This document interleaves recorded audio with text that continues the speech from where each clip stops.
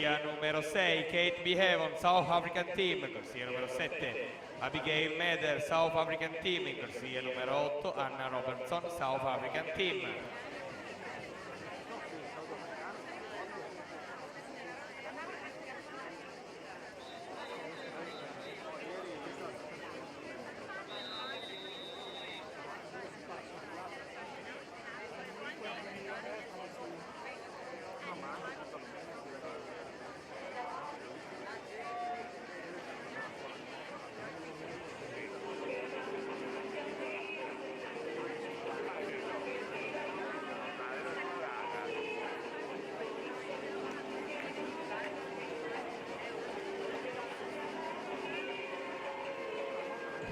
Partita dalla prima serie, assoluti femmine.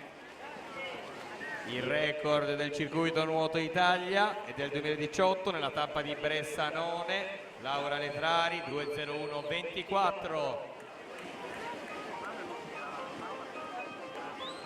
Corsia numero 4 Rebecca Meder al secondo tempo di iscrizione ai mondiali junior di Budapest nei 200 metri misti.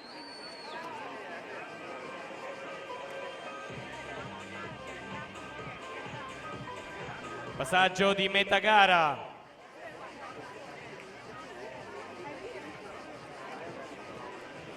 Erin Gallenger 30:18 i suoi secondi 50 in seconda posizione.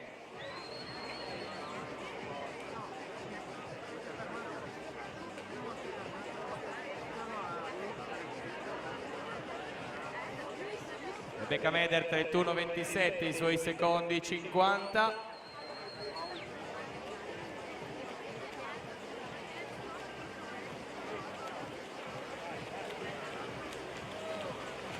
...150 metri, Rebecca Meder, 31:77.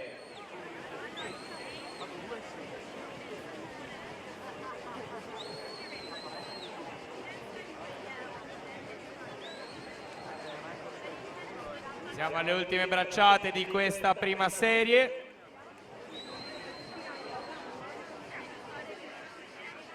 Si aggiudica questa prima serie assoluti femmine. In corsia numero 4 Rebecca Meder 2:03:06 seconda posizione.